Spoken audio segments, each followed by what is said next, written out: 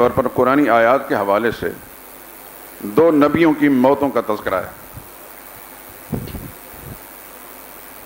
موت تو سب پر ہے، نبی پر بھی ہے، ولی پر بھی ہے، جن پر بھی ہے، انسان پر بھی ہے، حتیٰ کہ ملائکہ پر بھی موت ہوگی، حتیٰ کہ موت پر بھی موت۔ لیکن نبیوں کا تذکرہ کرنے میں کیا راز ہے؟ راز یہ ہے کہ نبیوں کی شان سب سے اونچی ہوتی ہے، اس سے زیادہ اونچی شان والا کوئی انسان نہیں ہوتا۔ اگر موت سے وہ نہیں بچا تو پھر کس نے بچنا ہے؟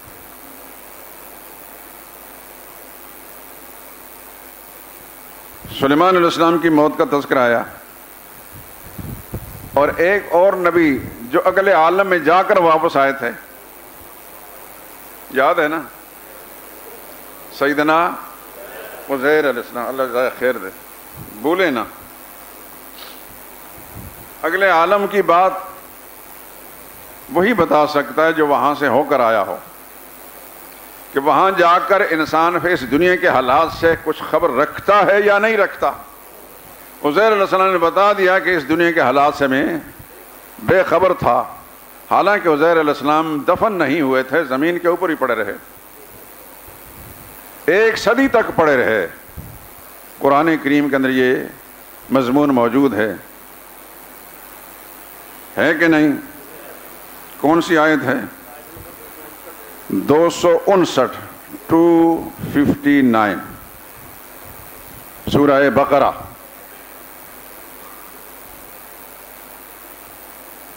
دیکھ لینا اطمینان کے ساتھ، ذہن میں رہنا چاہیے۔ پوچھنے والے اللہ، جواب دینے والے پیغمبر۔ اللہ نے پوچھا کتنی دیر ٹھہرے رہے؟ جواب میں فرمایا کہ 1 دن یا آدھا دن۔ دو دوست آپس میں بات کرتے وقت مذاق میں کوئی بات خلاف حقیقت کہہ دیتے ہیں، لیکن پوچھنے والا خالق کائنات ہو اور جواب دینے والا پیغمبر ہو، وہاں پھر مذاق والی کوئی بات نہیں ہوتی۔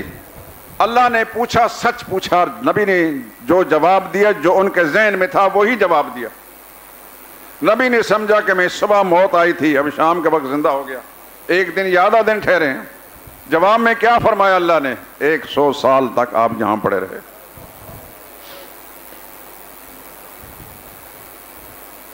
اب نبی نے کیوں فرمایا کہ 1 دن یا آدھا دن؟ اگر انہیں پتہ چل گیا تھا کہ میں 100 سال تک یہاں پڑا رہا،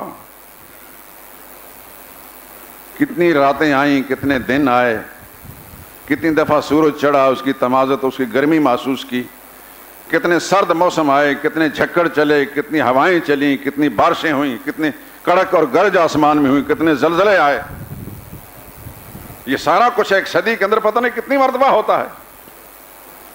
لیکن یہ ساری چیزیں جو ہیں عزیر علیہ السلام کو اگر محسوس ہوئی تھیں تو پھر انہوں نے جواب کیوں نہیں دیا؟ یا اللہ، پوری تفصیل تو نہیں بتا سکتا، لیکن کئی بار یہ ساری چیزیں ہوئیں۔ اس کی بجائے فرماتے ہیں 1 دن یا آدھا دن ٹھہرا ہوں۔ کیا نتیجہ نکلا؟ اس دنیا سے چلے جانے کے بعد کوئی کتنا بڑا کیوں نہ ہو، اس دنیا کے حالات سے بے خبر ہوتا ہے۔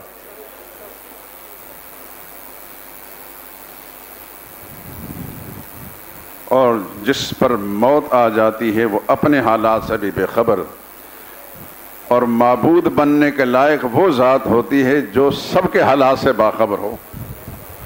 جو اپنے حالات سے بے خبر ہو وہ معبود بننے کے لائق نہیں۔ قرآن کریم ان نبیوں کے قصے اس لیے بیان کرتا ہے، ان کو مقرب بارگاہ خداوندی سمجھ کر اگر کوئی شخص ان کو پکارتا ہے حاجت روا مشکل کشا سمجھ کر، تو اس کو سمجھ لینا چاہیے کہ یہ حاجت روا مشکل کشا نہیں ہے۔ جس پر موت آ گئی وہ اپنے عبادت گزار، اپنے عابد کی کسی قسمت کا فیصلہ نہیں کر سکتا، کوئی حاجت روائی مشکل کشائی نہیں کرتا، وہ اپنے حالات سے بے خبر۔ روزمرہ کی زندگی میں آپ دیکھتے ہیں مرنے والوں کے حالات، جب مر جاتا ہے تو پھر وہ اپنے حالات سے بے خبر ہوتا ہے۔ مرنے والا کوئی عالم ہو، کوئی صوفی ہو، کوئی پیر ہو، کوئی بزرگ ہو، آج تو نبی نہیں لیکن ولی تو ہو سکتے ہیں، عالم ہیں، ان کو غسل دینے کے لیے کپڑے بھی دوسرے اتارتے ہیں، خود کپڑے بھی نہیں اتار سکتے، وہ غسل بھی خود نہیں کر سکتے، بول نہیں سکتے، جو اس کو غسل دے دو پلٹتے ہیں، وہ فریاد نہیں کر سکتے کہ ذرا آہستہ سے کرنا، مجھے تکلیف ہو رہی ہے، میں نے بہت بیماریاں گزاری ہیں یا میں کسی حادثے کا شکار ہوا ہوں، ذرا آرام سے۔ زندہ آدمی ہونا، کوئی اس کی خدمت کر رہا ہو یا اس کا نہلا رہا ہو تو پھر وہ آہ بکا کرتا ہے کہ آرام سے ذرا، فلاں جگہ درد ہو رہی ہے۔ لیکن مرنے والا جو ہے، چاہے جسم کے اس کے ٹکڑے ٹکڑے ہوئے ہوتے ہیں، کتنے بڑے زخم لگے ہوتے ہیں، وہ فریاد نہیں کر سکتا کیونکہ وہ اپنے حالات سے بے خبر ہے۔ کپڑے دوسرے اتارتے ہیں، غسل دوسرے دیتے ہیں، کفن دوسرے پہناتے ہیں، چارپائی پر دوسرے رکھتے ہیں، جنازہ گاہ کر تک دوسرے لے جاتے ہیں، پھر جنازہ اس کے لیے دوسرے پڑھتے ہیں۔ اس وقت وہ یہ بھی نہیں کہہ سکتا اللہ مغفر لی، یا اللہ میری مغفرت فرما دے۔ اگر وہ کہتے ہیں اگلے جہان میں کہتے ہیں ہمیں کچھ پتہ نہیں، کیونکہ نہ ہمیں قرآن نے بتایا ہے، رسول اللہ کے حدیث کے اندر موجود ہے کہ مرنے والا اپنے لیے مغفرت کی دعائیں کرتا ہے، البتہ دوسرے لوگ جو اس کا جنازہ پڑھتے ہیں وہی اس کے لیے مغفرت دعائیں کرتے ہیں۔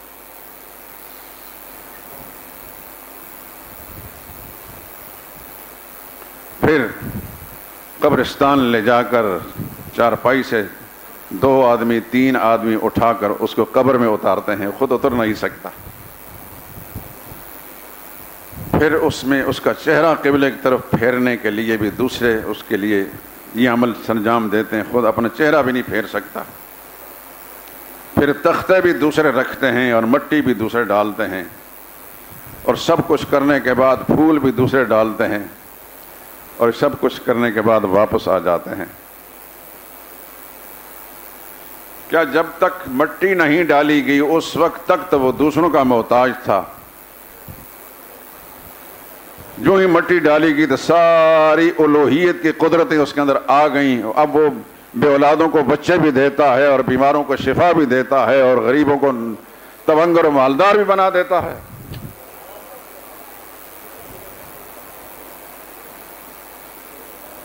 اللہ تعالیٰ نے انسان کو جو عقل دی ہے، اس عقل کے ترازو کے ساتھ انسان پرکھتا ہے اس بات کو۔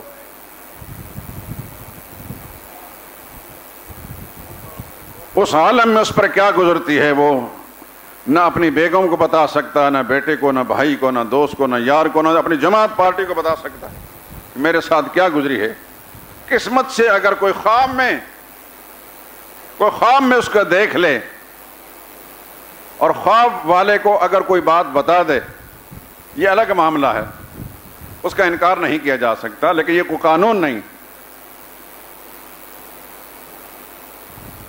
کیونکہ خواب صرف نبی کی ذات کا سچا اور حجت ہوتا ہے۔ سن لیں اچھی طرح، یہ عقیدہ ہے اسلام کا، نبی کا خواب 100% سچا ہوتا ہے، اس میں شک کرنے کی گنجائش نہیں، کیونکہ نبی جس مقام پر ہوتے ہیں اللہ تعالیٰ نے ان کو جو خواب کی شکل میں کوئی الہام کیا ہوتا ہے وہ اللہ کا حکم ہوتا ہے۔ نبی کے دل میں کوئی ابلیس وسوسہ نہیں ڈال سکتا، اللہ نے ان کو محفوظ رکھا ہوتا ہے کہ انہیں جو کام انہوں نے کرنا ہے اس کام کی بنا پر اللہ تعالیٰ ان کی حفاظت کرتے ہیں۔ جیسے ابراہیم علیہ السلام نے خواب میں دیکھا کہ بیٹے کو ذبح کر رہا ہوں، نبی کا خواب سچا تھا، اس لیے بیٹے کو لٹا کر چھری پھیرنا شروع کر دی۔ میں اور آپ خواب دیکھیں کہ ہم اپنے بیٹے کو ذبح کر رہے ہیں، یہ اللہ کا الہام نہیں، یہ شیطان کا وسوسہ ہوگا۔ ہم اگر چھری پھیریں گے بچے کے گلے میں، ہم قاتل بنیں گے، گنہگار اور مجرم بنیں گے۔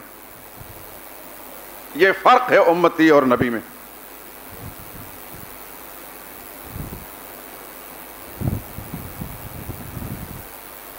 تو اللہ نے کیا بتا دیا اپنے الوہیت کے لیے کہ میں ہی الہ ہوں، میں ہی مشکل کشا ہوں، میں حاجت روا ہوں، اس لیے کہ میں حی ہوں، ابدی دائمی زندگی کا مالک میں ہوں، اور ایسی زندگی کا مالک جس پر موت نہیں آتی۔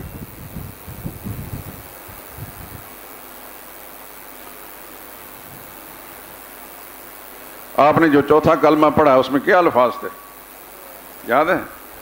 لا الہ الا اللہ وحدہ لا شریک لہ، لہ الملک ولہ الحمد پھر آگے یحیی و یمیت، وہی زندہ کرتا ہے، وہی موت دیتا ہے.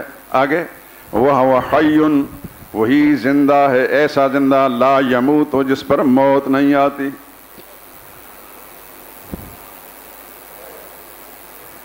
جب ان الفاظ کے اندر اللہ تعالیٰ کی ان انداز سے عظمت بیان کرے گا، خوبی بیان کرے گا، تو پھر اس کو 10 لاکھ نیکیاں ملیں گی، ملنی چاہیے اس کو.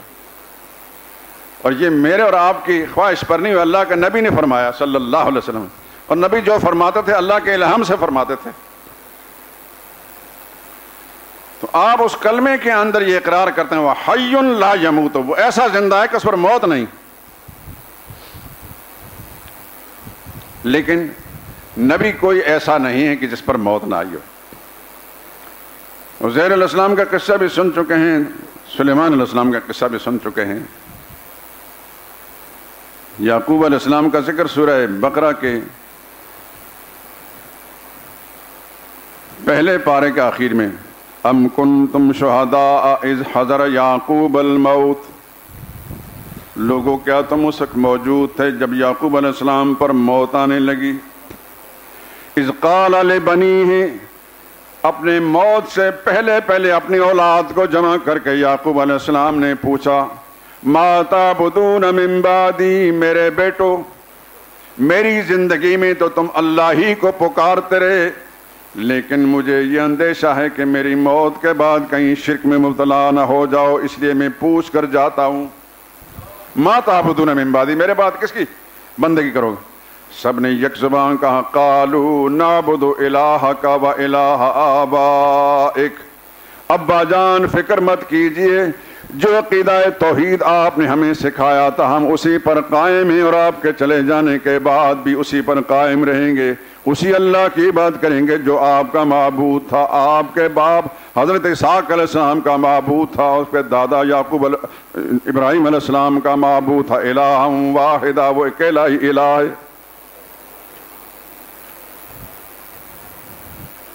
نبیوں کی موتوں کا تذکرہ قرآن کریم میں موجود ہے. یوسف علیہ السلام کا تذکرہ بھی ایک مقام پر موجود ہے. حضور صلی اللہ علیہ وسلم کے بارے میں سورہ زمر کے انک میت و انہم میتون، بڑے واضح الفاظ میں فرما، انک میت و انہم میتون ثم انکم یوم القیامت تبعثون. میرے نبی آپ پر بھی موت آنے والی، یعنی سب پر موت آنے والی. آئیں آپ کو میں وہ خطبہ سناتا ہوں جو سرور کائنات حضرت محمد مصطفیٰ صلی اللہ علیہ وسلم کی وفات پر، جب آپ کی وفات ہو گئی تو مدینہ میں ایک سمجھو قیامت ٹوٹ پڑی. صحابہ کرام میں کوہرام مچا ہوا تھا. آپ خود اندازہ کر سکتے ہیں کہ آپ کا کوئی محبوب، کوئی بھی محبوب اچانک ہی فوت ہو جائے تو کیا گزرتی آپ کے دل پر. اس کا اندازہ کرنا کوئی ممکن نہیں ہے کسی انسان کے لیے. اور پھر کیا حال ہوگی اس ذات حضرت محمد مصطفیٰ صلی اللہ علیہ وسلم جو سارے محبوبوں سے بڑے محبوب ہیں. جب ان کا انتقال ہوا تو ایک کوہرام مچ گیا مسجد نبوی میں، اور صحابہ کرام گرتے اٹھتے، کوئی ادھر جا رہا ہے کوئی ادھر جا رہا ہے. یعنی کیفیت یہ ہوئی کہ ایک دوسرے کے پاس سے گزرتے سلام نہیں کر رہے. اس قدر دل و دماغ پر عجیب کیفیت. اور ان صحابہ میں سب سے زیادہ مضبوط اعصاب کے مالک فاروق اعظم رضی اللہ تعالیٰ عنہ، ان کی کیفیت یہ ہے کہ اس صدمے سے اس قدر دوچار ہیں کہ ان پر ایک غشی سی طاری ہے، اور ہاتھ میں تلوار لی ہوئی ہے، اور چلا کر کہہ رہے ہیں جو شخص کہے گا کہ محمد مصطفیٰ کا انتقال ہو گیا اس کی گردن اڑا دوں گا. رسول اللہ صلی اللہ علیہ وسلم پر صرف غشی طاری ہوئی ہے، آپ کی وفات نہیں ہوئی. رسول اللہ صلی اللہ علیہ وسلم ابھی بیدار ہوں گے، ابھی غشی ختم ہوگی تو منافقین کی گردن اڑائیں گے، یہی کہتے چلے جاتے ہیں. اسی اثناء میں صدیق اکبر جو اپنے ڈیرے پر جو مدینہ طیبہ سے باہر سنح ایک مقام بخاری شریف میں سنح لفظ آیا ہے، وہاں تشریف لے گئے تھے. وہاں سے واپس آئے انہیں اندازہ نہیں تھا کہ رسول اللہ صلی اللہ علیہ وسلم کی وفات ہو گئی، کیونکہ جب وہ گئے تھے تو اس وقت حضور صلی اللہ علیہ وسلم طبیعت سنبھلی ہوئی تھی، قضاء و قدر کے فیصلے کی وفات ہو گئی۔ جب واپس آئے تو دیکھا کہ مسجد نبوی کے اندر عجیب کیفیت ہے، صحابہ کرام کو دیکھ رہے ہیں، اندازہ کر لیا ان کا کہ یہ قیامت کا ٹوٹ پڑی ہے ان پر۔ سیدھا یہ حجرہ اطہر میں تشریف لے گئے، عائشہ صدیقہ اپنی بیٹی کا گھر جہاں رسول اللہ صلی اللہ علیہ وسلم کا بدن مبارک تھا، وہاں پہنچے۔ ان کے پہنچنے سے پہلے آپ کے چہرہ انور پر سفید چادر ڈالی ہوئی تھی، صدیق اکبر نے وہ چادر ہٹائی اور پیشانی پر بوسہ دیا، اور یہ الفاظ جو بخاری کے طبت حیم و میتن، اے اللہ کے پاک پیغمبر دنیا میں بھی آپ خوشبودار تھے، تر و تازہ تھے، آج بھی آپ سے اس طرح خوشبو آ رہی ہے۔ جس موت کا اللہ نے آپ سے وعدہ کیا تھا وہ تو طاری ہو گئی، لیکن اس کے بعد اللہ تعالیٰ نے آپ پر کوئی اور موت طاری نہیں کرنی۔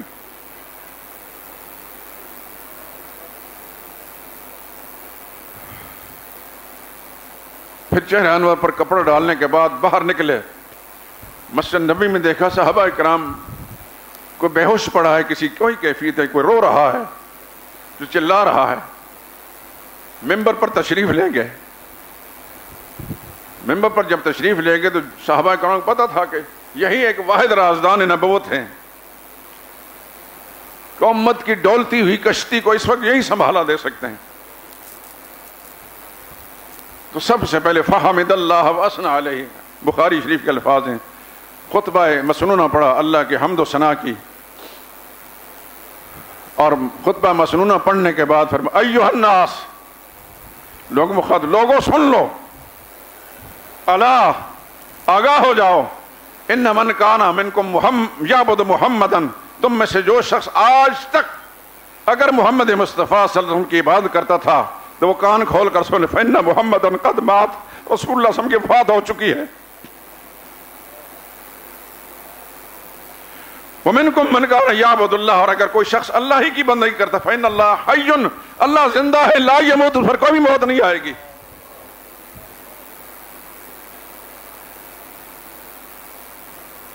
اور یہ جملے کہنے سے پہلے فاروق اعظم کا مخاطب فرما اجلس یا عمر، عمر بیٹھو۔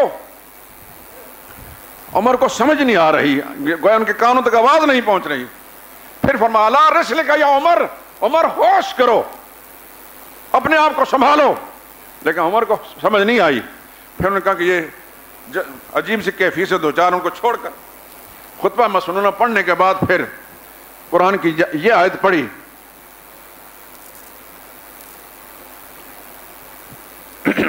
وما محمد الا رسول، سورہ آل عمران کی آیت ہے، وما محمد الا رسول، محمد صلی اللہ علیہ وسلم بھی اللہ کے رسول ہی تھے، قد خلت من قبلہ الرسل، جس طرح پہلے رسول آئے تشریف لے گئے، اس طرح محمد مصطفیٰ صلی اللہ علیہ وسلم بھی دنیا میں تشریف لائے، ہمیشہ رہنے کے لیے نہیں آئے تھے، اللہ کے قانون کے مطابق جس طرح پہلے نبیوں کے لیے بلاوا آ گیا، حضور پر بلاوا آ گیا، رسول اللہ صلی اللہ علیہ وسلم بھی چلے گئے۔ افإن مات، یہ آیت ہے، بالفرض اگر رسول اللہ صلی اللہ علیہ وسلم پر موت واقع ہو گئی، یہ صحابہ کو مخاطب کر کے، او قتلا، یا بالفرض آپ کو شہید کر دیا گیا، انقلبتم علی اعقابکم، تو کیا تم دین کو چھوڑ بیٹھو گے، واپس پلٹ جاؤ گے اپنے کفر پر؟ ومن ينقلب علی عقبیہ فلن یضر اللہ شیئا، اور جو شخص بھی اگر دین کو چھوڑ بیٹھے گا تو اللہ کا کچھ نہیں بگاڑ سکتا۔ بس یہ آیت جسے فاروق اعظم کے کانوں میں پڑی تھی، بس وہ بھی گر پڑے۔ خود فرماتے ہیں جب ہوش آئی، کہتے ہیں مجھے اس وقت یہ سمجھ آئے کہ جسے اللہ نے ابھی قرآن نازل کیا، مجھے اب یقین ہو گیا کہ رسول اللہ صلی اللہ علیہ وسلم کی وفات ہو گئی۔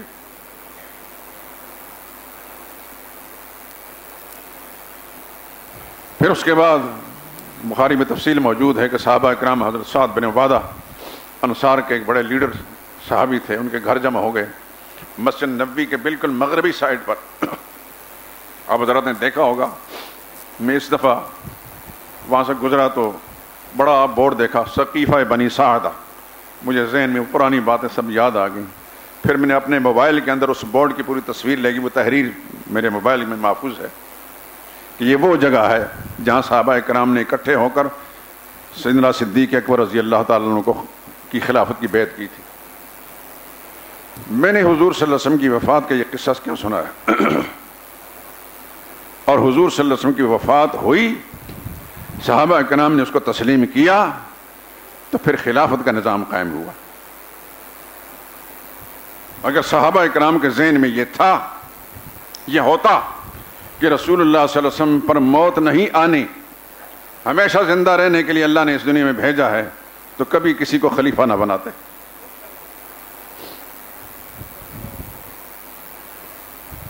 اور صدیق اکبر پر موت آئی تو فاروق اعظم خلیفہ بنے، وہ شہید ہوئے تو عثمان خلیفہ بنے، وہ شہید ہوئے تو سیدنا علی خلیفہ بنے، حالات اختیار۔ تو اگلے چلے جاتے ہیں تو پھر دوسرا ان کی جانشینی اختیار کرتا ہے، وہ خلیفہ بنتا ہے۔ محمد مصطفیٰ صلی اللہ علیہ وسلم سے بڑھ کر اللہ کی اس دھرتی پر آدم کی اولاد میں اس شان کا انسان کوئی اللہ نے نہ بنایا ہے، نہ قیامت تک بنائے گا۔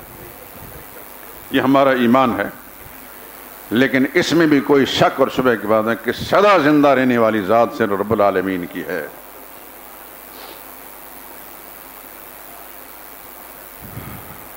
جو طبی عمر اللہ کریم نے ان کے لیے مقدر فرمائی تھی، وہ پوری کر کے اللہ کے قانون کے مطابق اس دنیا کو چھوڑ کر چلے گئے۔ ام المومنین عائشہ صدیقہ فرماتی ہیں کہ جب رسول اللہ صلی اللہ علیہ وسلم کی موت کا وقت قریب تھا تو موت کی سختیاں اس قسم کی تھیں کہ رسول اللہ صلی اللہ علیہ وسلم کبھی پاؤں پھیلا دیتے، کبھی سکڑ لیتے تھے۔ ٹھنڈا پانی منگوایا، رسول اللہ صلی اللہ علیہ وسلم پانی میں ہاتھ تر کے بار بار اپنے چہرے پر پھیرتے تھے، اور یہ جملے فرماتے اللہم اعنی علی سکرات الموت، یا اللہ اس موت کی سختیوں میں میرے لیے آسانی کا معاملہ فرما دے۔ اور یہ جملے نوٹ کر لیں اپنے دل کی تختی پر۔ حضور نے فرمایا لا الہ الا اللہ ان للموت سکرات، اے اللہ تیرے سوا مشکل کشا کوئی نہیں ہے، موت کی بڑی سختیاں ہوتی ہیں۔ ان للموت سکرات اللہم اعنی علی سکرات الموت، یا اللہ موت کی سختی میری آسانی پیدا فرما۔ تو رسول اللہ صلی اللہ علیہ وسلم کبھی چہرہ انور پر چادر ڈال لیتے تھے، کبھی ہٹا لیتے تھے۔ یہ آخری جو منظر کشی کی ہے ام المؤمنین عائشہ صدیقہ رضی اللہ عنہ وہ بیان کر رہا ہوں۔ بار بار اس پانی میں ہاتھ کو تر کرنے کے بعد پانی تھوڑا سا لے کے اپنے چہرہ انور پر ڈال لیتے تھے اور یہ جملے فرماتے رہتے تھے، اور پھر آخر میں اللہم الرفیق الاعلیٰ، یا اللہ مجھے یہ دنیا نہیں چاہیے، میں تیرے پڑوس میں آنا چاہتا ہوں۔ حضور صلی اللہ علیہ وسلم کا ہاتھ مبارک اس طرح تھا، اللہم الرفیق الاعلیٰ، بار بار کہہ رہے تھے تا آنکہ رسول اللہ صلی اللہ علیہ وسلم کا ہاتھ مبارک نیچے اتر گیا، اور ام المؤمنین فرماتے ہیں کہ آپ کی روح مبارک آپ کے جسد انسی سے پرواز کر گئی صلی اللہ علیہ وسلم۔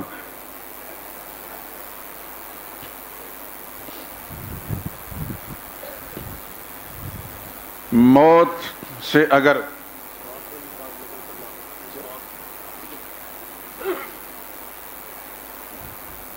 ضرورت تو نہیں ہے، مجھے یاد دہانی کرا رہے ہیں کہ حضور صلی اللہ علیہ وسلم کا آخری عمل مسواک تھا، دنیا کے کاموں میں سے آخری عمل مسواک تھا۔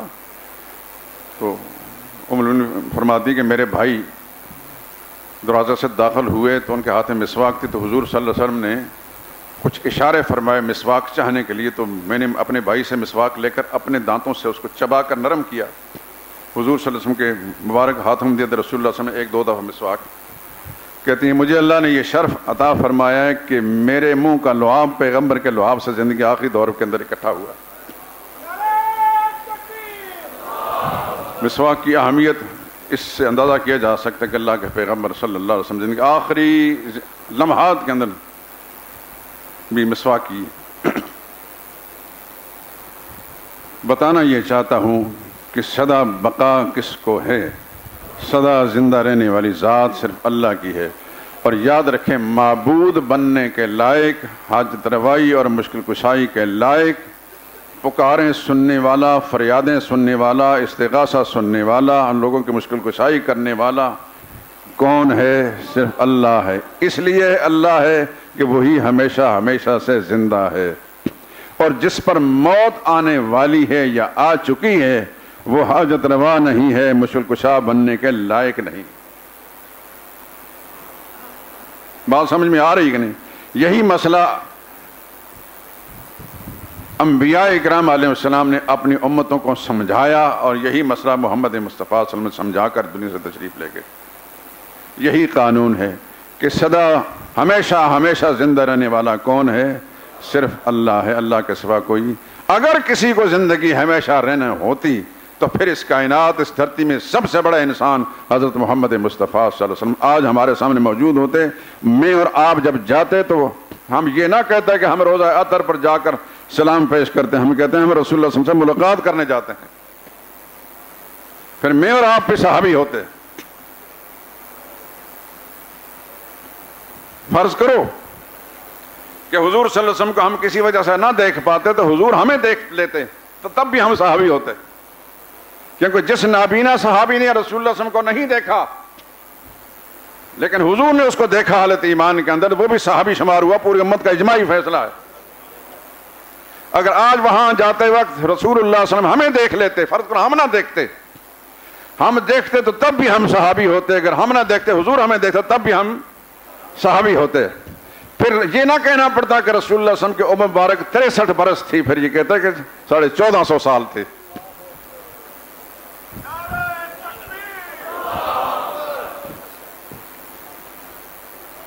اللہ کا قانون ایک ہے سب کے لیے، کل من علیہا، جو بھی اس دھرتی پر ہے فان، اس پر موت آنے والی، وَيَبْقَى وَجْهُ رَبِّكَ، تیرے رب کی ذات باقی رہے گی۔ صدیق اکبر رضی اللہ تعالیٰ عنہ نے اس خطبہ مبارکہ کے اندر جو ارشاد فرمائے، اس کے اندر سورہ آل عمران کی آیت پڑھی اور سورہ زمر کی اِنَّكَ مَيِّتٌ وَإِنَّهُمْ مَيِّتُونَ، اے میرے نبی، اللہ نے فرمایا اے میرے نبی آپ پر بھی موت آنے والی ہے، ان سب پر موت آنے والی ہے۔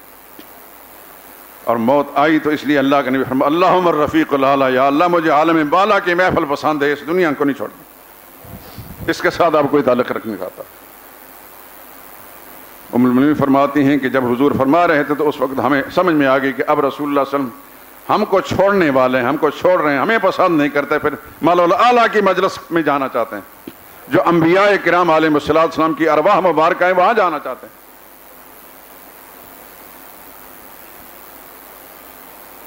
موت سے کسی کو مفر نہیں، کسی کو رستگاری نہیں، ایک دن مرنا ہے، آخر موت ہے۔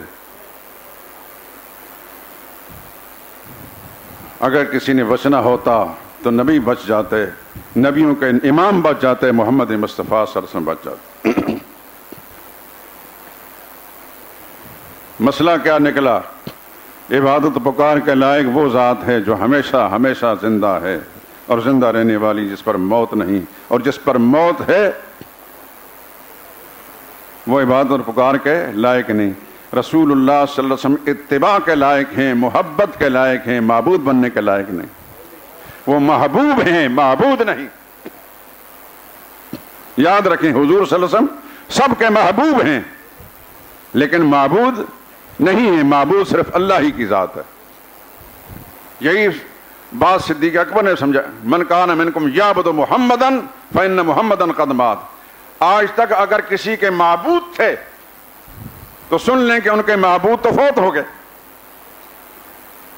صحابہ کرام کے معبود تو نہیں تھے لیکن صدیق اکبر سمجھانے کے لیے کہہ رہے تھے کہ تم کیوں اس کیفیت کے اندر دوچار ہو، تم نے کیا سمجھ رکھا تھا کہ حضور ساری زندگی ہمارے پاس رہیں گے؟ کیا حضور نے یہ سبق پڑھایا تھا؟ کیا قرآن کریم میں یہ آیت نازل نہیں ہوتی ما محمد الا رسول قد خلت من قبل رسول انک میت وانہم میتون؟ تو صحابہ کرام اس وقت اس کیفیت میں اس طرح تھے، وہ سمجھ رہے تھے کہ جیسے اسی وقت وہ آیتیں ہم پر نازل ہوئی، اس وقت ہمیں سمجھ میں آ رہی تھی۔ پھر وہ خلافت کا نظام بھی قائم ہوا، پھر وہ سارا کچھ ہوا۔ قرآن کی آیت نے بتا دیا کہ بات اور پکار کے لائق کون ہے؟ اللہ ہی ہے، اس لیے کہ سدا ہمیشہ سے ہے اور ہمیشہ باقی رہے گا، اس پر کسی سے موت آنے والی نہیں ہے۔ یہ الحی پہلا جملہ جو ہے اس کی تفسیر بیان ہوئی ہے، اس کے بعد زندگی نے ساتھ دیا تو القیوم پر بحث ہوگی۔ سبحانک اللہم و بحمدک لا الہ الا انت۔